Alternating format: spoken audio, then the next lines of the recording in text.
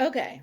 So I had to hop on here because I'm hearing some things about my good sis T-Core's game that they're just not correct and they need to be addressed. So basically what I'm hearing is that a lot of people think that T-Core is too passive at times because they feel like she's on the bottom of the collective and you're not doing anything. You're just kind of accepting that. So when it's time to cut down from the collective, you're going to be one of the ones that's cut first, which I don't think is true at all. So here's what people are not understanding. The current position that T-Core is in the House, the only people that I think would put T-Core on the block if they won HOH are Cam. Cam's not going to do it because, at a minimum, he's going to discuss who he wants to put on the block with Cedric.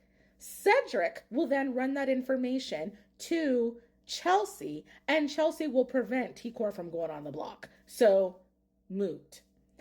And Mackenzie is most likely going home this week. So we don't have to worry about her. Next. So, okay, the collective. The truth about the collective that y'all don't seem to be getting is that the collective is really, well, it was really just the Pentagon and some other people added on. The Pentagon was really just Triple C and some other people added on. So as we can tell, the default leader of the collective is Chelsea. Chelsea and T-Core just had a conversation yesterday, because it's 3 a.m. here, where they said that they would never ever put each other on the block, basically because they're both black women and they would never do that to each other, and they want each other to go as far in the game as possible, which I knew already that they were going to do that. Then, okay, so then you had Triple C, the core as they call themselves. Well, Triple C is now really just Chelsea and Cedric because they lost trust in Cam because they found out, as Chelsea suspected, that Cam actually did tell something to Leah that he was not supposed to during Cedric's HOH. So now you have the Pentagon. Y'all act like the Pentagon is the cookout. It's not by any stretch of means. So as I said, Cam has lost his position because he can't be trusted. Then you have Brooklyn. Brooklyn has a good relationship with T-Core. Then you have Quinn.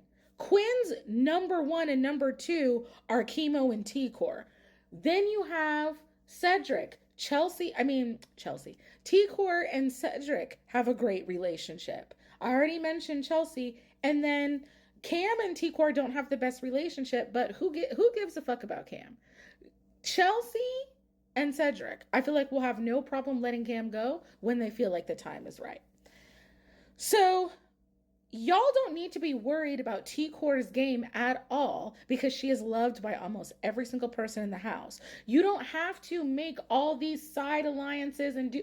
It's a social game. Okay? If you are doing well socially, it doesn't matter what group of people you're in, because all these other alliances that are being made, they're fake. Y'all wanted to get excited because she's in this alliance that Tucker put together. Tucker, Rubina, Chemo. Maybe I should, well, no. Chemo, T-Core, Brooklyn. Y'all think that's something that is fake as fuck. Tucker cannot be trusted in any way. So y'all wanted to get excited about that. Then Joseph, Chemo, and T-Core together is something. I don't know if they named it, but they put together something. I actually like that. We'll see what happens with that. Then she's in the Visionaries, which I think are her, Quinn, and Chemo. Okay. But at the end of the day, it's not important like who you're in an alliance with and da-da-da-da. Because even though these people have made 50,000 alliances, what they're really doing is they're going by who they're good with, who they're vibe with, who they like. That's what they're doing. With the exception of the collective kind of has this illusion of we're not going to target people in the collective, which if they only target people outside of the collective, Tucker is a huge threat. It's fine for him to go home. Mackenzie, she probably can win something. She's athletic. She's fine to go home. Leah's social game is okay. She's fine to go home. Rubina really has only connected with T-Core, Chemo, and Tucker. She is not a threat to anyone, but she could win a HOH, and obviously T-Core would never go up. So everybody that's outside of the collective, it's fine to get rid of them and get down to those 8, because the biggest threat in the game, Tucker, is outside of those 8. So it's fine to just kind of roll with this alliance that you're in, even if you are on the lower level of it, because as I've said, she's good with most people in it and they're not going to put her up. And I really do not think that the first person to be targeted in the collective is going to be T-Core, because, as I said, Chelsea is not going to allow that.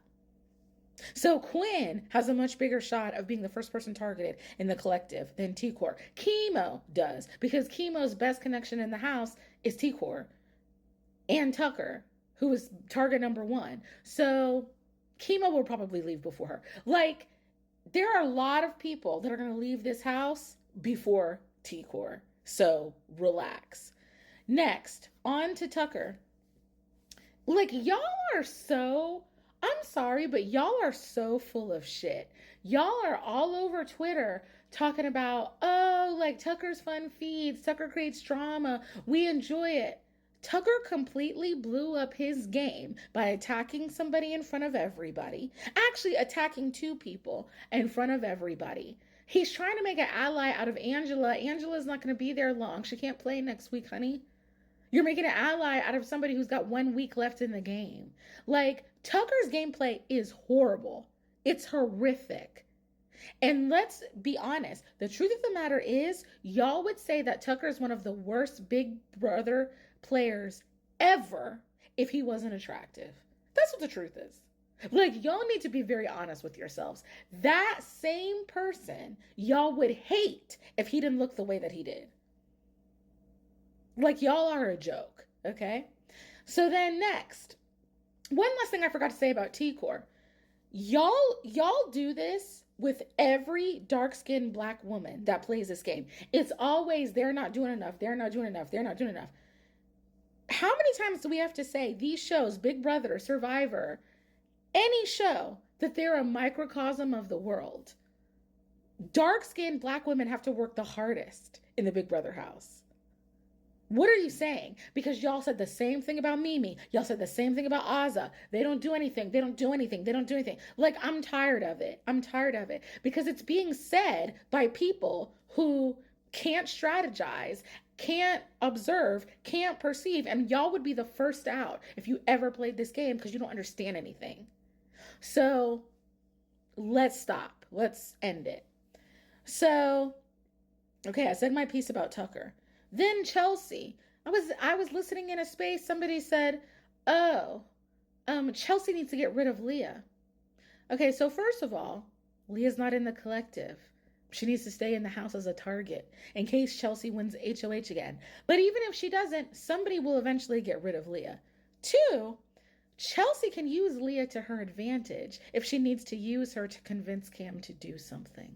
Hello? Think. Y'all don't think, you just comment, okay? So no, it does not need to be a top priority for Chelsea to get rid of Leah, because I don't think Chelsea, it would be a target of Leah's. You don't need to get rid of people that are not threats to you. And I'm sorry, it's highly unlikely Leah's going to win anything. So why do I need to get rid of somebody that is not a threat, that's not going to do anything? Start working on this, y'all, okay?